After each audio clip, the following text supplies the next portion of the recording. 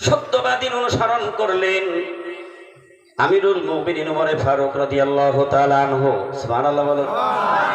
ওমর খলিফা পাওয়ার পরে 3 দিনের দিন ওমর হুজরা থেকে বেরিয়ে পড়লেন। হুজরা থেকে বেরিয়ে রাতের আধারে হাঁটা শুরু করে দিয়েছেন। হাঁটতে হাঁটতে বস্তির মধ্য দিয়ে ওমর চলে যাচ্ছে। হঠাৎ দেখলেন একটা বাড়ির মধ্যে গভীর রাতে আগুনের আওয়াজ দেখতে পেলেন। আগুন জ্বলে কেন? ওমর দাঁড়িয়ে গেলেন। বাড়ির দরজার কিনারে গিয়ে দেখলেন একজন বয়স্ক মহিলা এই গভীর রাতে চুলার মধ্যে আগুন ধরিয়ে পাতিলার মধ্যে কি যেন নাড়াচাড়া করছে। ওমর ডাক দিয়ে বলে, গভীর রাতে তোমার চুলায় আগুন কেন? কারণ গোটা পৃথিবী সব ঘুমিয়ে গেছে, একটা পশু পাখি পর্যন্ত গভীর রাতে জেগে নাই। মহিলা ডাক দিয়ে বলেন, ও প্রতীক, তুমি মনে হয় পথ ভুলে গেছো, তাই এখানে ঢুকে পড়েছো। আল্লাহু আকবার বলেন। ওমর বলেন, না, আমি পথ ভুলি নাই, আমি ঠিক জায়গা মতো এসে দাঁড়িয়ে গেছি। বলে, গভীর রাতে তুমি চুলার মধ্যে আগুন ধরিয়েছ কেন? বলে, ও প্রতীক, তুমি জানো না আমার স্বামী শহীদ হয়ে গেছে, আর আমার স্বামীর 3টা সন্তান রেখে গেছেন। এই 3টা সন্তানের লালন পালন আমি করি, কিন্তু আজকে দীর্ঘ কয়েকদিন আমার ঘরে কোনো খাবার পর্যন্ত নাই। গভীর রাত, আমার ঘরে কোনো খাবার নাই, তাই আমার সন্তানদেরকে বুঝতে পারার জন্য পাতিলার মধ্যে পানি আর পাথর নিয়ে আগুন ধরিয়েছি আর নাড়ছি, আর তাদেরকে বলছি তোরা একটু ঘুমা, একটু ঘুমা। তোরা ঘুমিয়ে গেলেই দেখবি একটু পরেই আমার রান্না হয়ে যাবে, তাই আমি তাদেরকে খাওয়াবো। ও প্রতীক, তবে একটা কথা হলো, তুমি যেহেতু আমার খবর নিচ্ছ, কারণ আমার এই সন্তানগুলি যদি নষ্ট হয়ে যায়, যদি একটা সন্তান মারা যায়, কাল কিয়ামতের দিন এদেশের খলিফা আমিরুল মুমিনিন ওমরের গলায় গামছা বাঁধিয়ে টানতে টানতে আমি আল্লাহর আদালতে নিয়ে যাব। ওমর দাঁড়িয়ে দাঁড়িয়ে শোনে। মহিলা বলছে, যদি আমার 3টা সন্তানের একটা সন্তান যদি না খেয়ে যদি মারা যায়, তাহলে আমি ওমরের গলায় গামছা বাঁধিয়ে নিয়ে যাব। ওমর ডাক দিয়ে বলে, তোমার এই অবস্থা তুমি ওমরের কাছে খবর দিতে পারো। আল্লাহু আকবার বলে। কারণ ওমর তো ব্যস্ত থাকতে পারে, তোমার খবর নিতে পারে নাই, তুমিও কেন ওমরের খবর দাও নাই? মহিলা বলছে, তুমি কি বিশ্ব নবী জনাবে মুহাম্মদ রাসূলুল্লাহ সাল্লাল্লাহু আলাইহি ওয়াসাল্লামের হাদিস জানো না? সুবহানাল্লাহ ধরে বলো। কষ্ট হচ্ছে না তো আপনাদের? তুমি কি রাসূলের হাদিস জানো না? মহিলা ডাক দিয়ে বলেন, দেশের যিনি খলিফা হবেন, যিনি দেশ চালাবেন, তাকে কেউ খবর দেবে না, রাজা খবর নেবে তার সকল প্রজাদের। ওমর মনে মনে চিন্তা করলেন, এই মহিলা তো হাদিসও জানে। ডাক দিয়ে বলেন, মা তুমি দাঁড়াও, দেখি আমি তোমার কোনো ব্যবস্থা করে দিতে পারি কিনা। আল্লাহু আকবার বলেন। এই কথা শুনে তিনি চিন্তা করলেন, দৌড় দিলেন তার হুজরার দিকে। খাদেম আসলামকে ডাক দিলেন। ঘটনা বলার উদ্দেশ্য আমার নয়, সত্যবাদীর সাথী হইলে মানুষটা কেমনে সত্যবাদী হয় এটা বোঝাবার জন্য আমি আপনাদেরকে তুলে ধরেছি। আসলামকে ডাক দিলেন, আসলাম রে, গোডাউনের চাবি নিয়ে আয়, আটা বস্তায় ভর্তি কর, তরি তরকারি বস্তার মধ্যে ভর্তি কর। সুবহানাল্লাহ বলবেন না? অর্ধজাহানের খলিফা, যার কথায় বাঘ আর ছাগল এক ঘাটে পানি খেয়েছে। আল্লাহ রসুল বলেন, ওমর যেই রাস্তা দিয়ে একবার হেঁটে গেছে, ওই রাস্তার মধ্যে শয়তান প্রবেশ করে না। এত বড় খলিফা হয়েও সেই রাতের আধারে দৌড় দিলেন, যায় বলছে তাড়াতাড়ি কি কর, যদি গোশত থাকে দেখ, গোশত বের করে রান্না কর, রুটি তৈরি কর। সুবহানাল্লাহ বলেন। অর্ডার করে দেওয়ার পরে ওমর নিজেই চুলায় আগুন ধরালেন, আলমারির থেকে গোশত বের করে রান্না করে। আল্লাহ পরীক্ষা নিয়েছে, আমার ওমর আমাকে কত ভালোবাসে, তার রাসূলকে কত ভালোবাসে। বারবার আগুন নিভে যায়, ওমর নিজে মুখের ফু দিয়ে দিয়ে আগুন ধরায়। ধুমা লেগে লেগে উমরের চোখগুলি ফুলে বড় হয়ে গেছে। রান্না হয়ে গেল, এবার রান্নার আলাদা করে নিয়ে খাদ্যের বস্তা আসলামকে বলে, আসলাম ধর, আমার মাথায় তুলে দে। সুবহানাল্লাহ ধরে বলেন। সত্যবাদী কারে বলে? আর সত্যবাদীর সাথে না গেলে মানুষ সত্যবাদী হইতে পারে না। আসলাম বলেন, আমিরুল মুমিনিন ওমর ফারুক রাদিয়াল্লাহু তাআলা আনহু, আমি তো তোমার খাদেম, আমার মাথায় আটার বস্তা দাও, তুমি কেন বস্তা নিয়ে যাবে? এটা তো হয় না। ওমর বললেন, আসলাম রে, যেদিন আমার আল্লাহর সামনে আমার গলায় গামছা বাঁধিয়ে টানবে, সেদিন তো তোরা কেউ আমার সামনে দাঁড়াবি না। আমার দিনের বোঝা আমারে বইতে দে। সুবহানাল্লাহ বলবেন না? কার মজলিসে এসে বসেছি? সেই আমিরুল মুমিনিন ওমর ফারুক রাদিয়াল্লাহু তাআলা আনহুর 37তম উত্তরসূরি পুরুষ হলো হযরত মাওলানা সুফি মুফতি আজান গাছী রাহমাতুল্লাহ আলাইহি। আটার বস্তা মাথায় নিয়ে গভীর রাত সেই বস্তির মধ্যে বিধবার বাড়ি চলে গেলেন। দরজার আড়াল থেকে বলে, মা দরজা খুলে দাও। আটার বস্তা দরজার কোলে ফেলে দিয়ে ডাক দিয়ে বলে, পাতিলার মধ্যে থেকে আগুন লিভাইয়ে দাও, পানি আর পাথর ফেলে দাও। খাবার দিয়ে বলে, মা পর্দার আড়াল থেকে তুমি খাবারটা গ্রহণ করো, এর মধ্যে রুটি আর গোশত আছে। মহিলা খাবার গ্রহণ করলেন, সন্তানগুলি ঘুম থেকে তুললেন।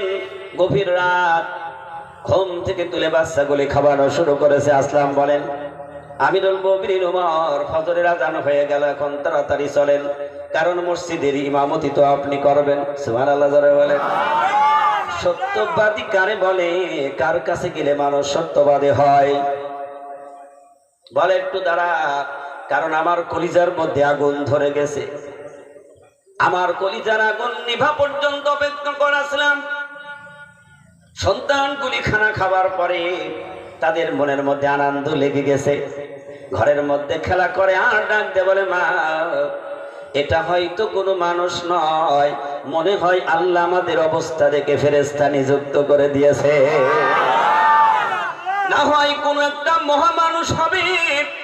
যেই মানুষটা এত ভালো মানুষ, এই গভীর রাতে সমস্ত মানুষ ঘুমানো, আর এই মানুষটা কত ভালো খাবারের ব্যবস্থা করেছে, আবার অনেকগুলি খাবার দিয়ে গেছে, অনেক দিন আমাদেরকে চলবে। আল্লাহু আকবার বলেন।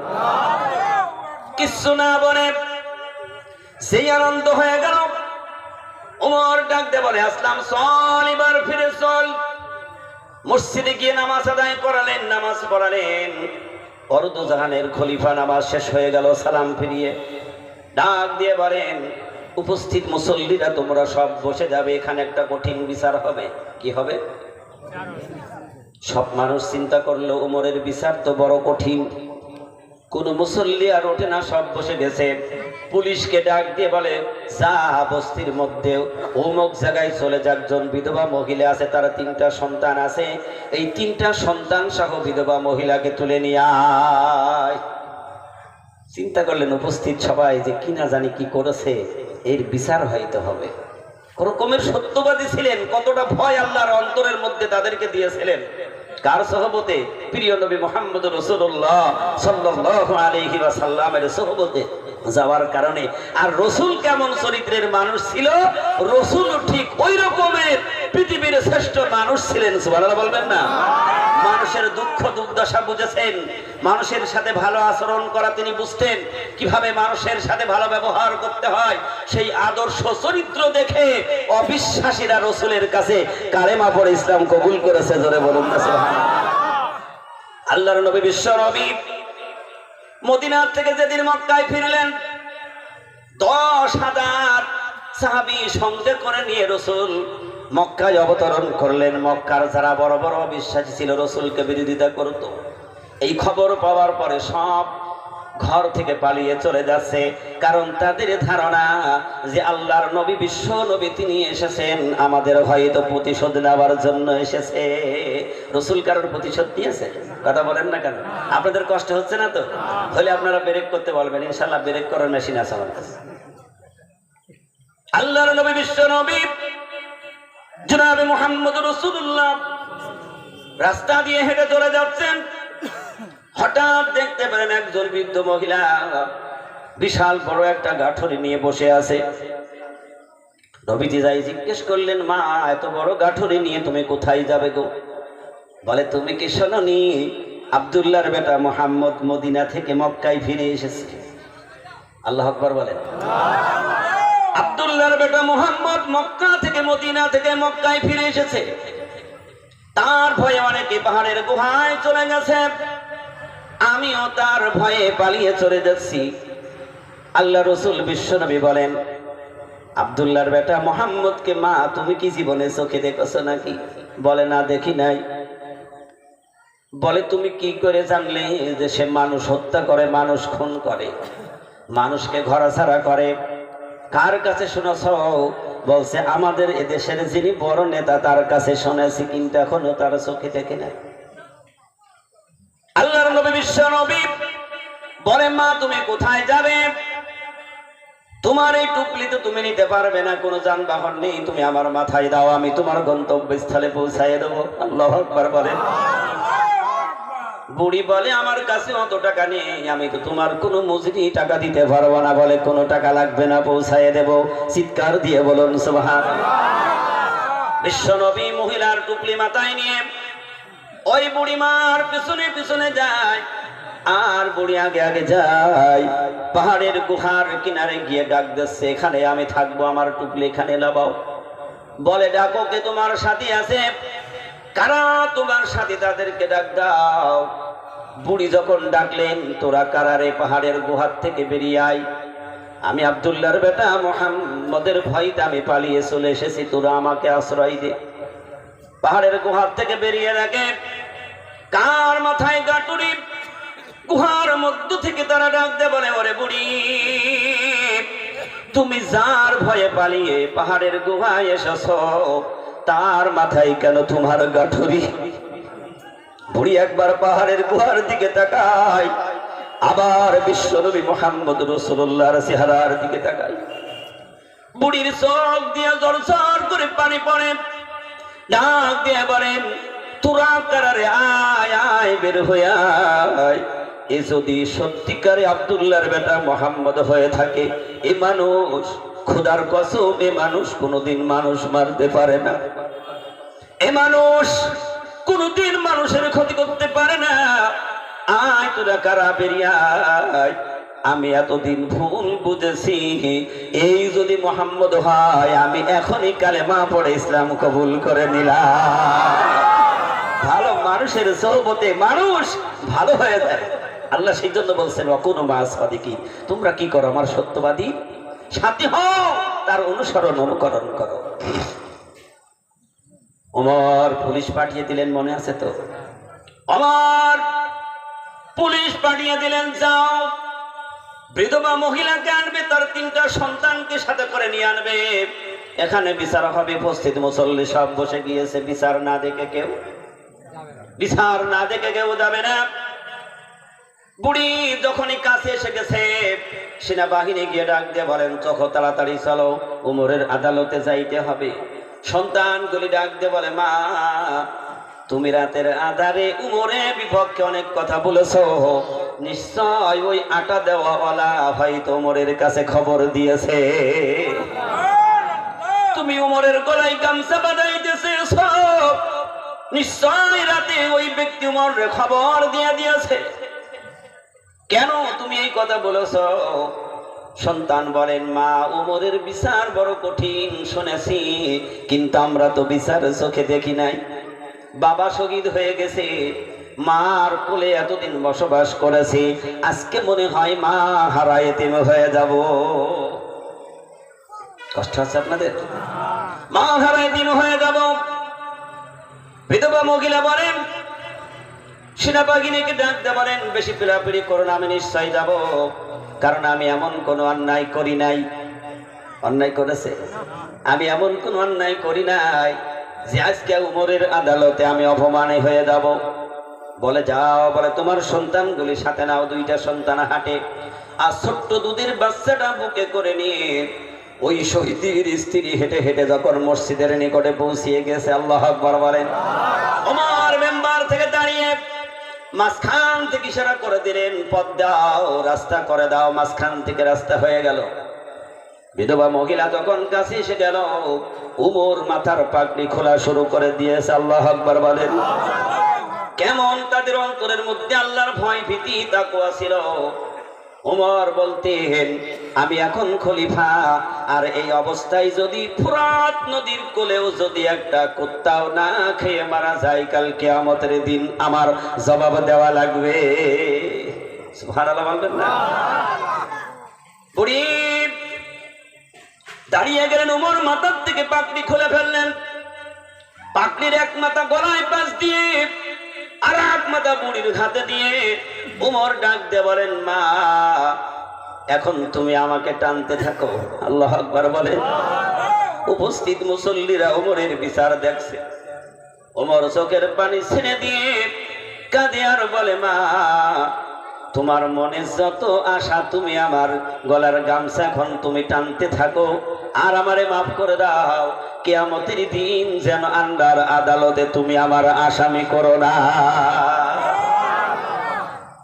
বুড়ির চোখ বেয়ে বেয়ে পানির ফোঁটাগুলি পড়া শুরু হয়ে গেল। ডাক দিয়ে বলেন, এই জন্য তো আল্লাহ রাসূল বলেছেন, আমার পরে আর কেউ নবী হবে না। আমার পরে যদি আবার নবী হতো, আমার আল্লাহ তাআলা উমররে অবশ্যই নবী বানিয়ে দিত। আল্লাহু আকবার বলে। কি আদর্শ তাদের ছিল। 3 দিনের অবস্থায় উমর আরেকটা মজলিসের ব্যবস্থা করলেন। এরকমের দ্বীনি দুয়ার মজলিস করলেন। কারণ আবু বকর সিদ্দিক দুনিয়া থেকে বিদায় নিয়ে চলে গেছে। সাহাবাদের চরিত্রটা কি ছিল ভালো করে দেখো। ওমর মজলিস করেছে। আবু বকরের শানে অনেকে বক্তৃতা দিচ্ছে, এক একজন এক এক রকম বক্তৃতা দিচ্ছেন, তার প্রশংসা, তার গুণগান হচ্ছে। একজন দাঁড়িয়ে বললেন, খলিফা আমিরুল মুমিনিন উমর, আমার কাছে একটা খবর আছে। বলে, খবরটা কি? কারণ উমর সমস্ত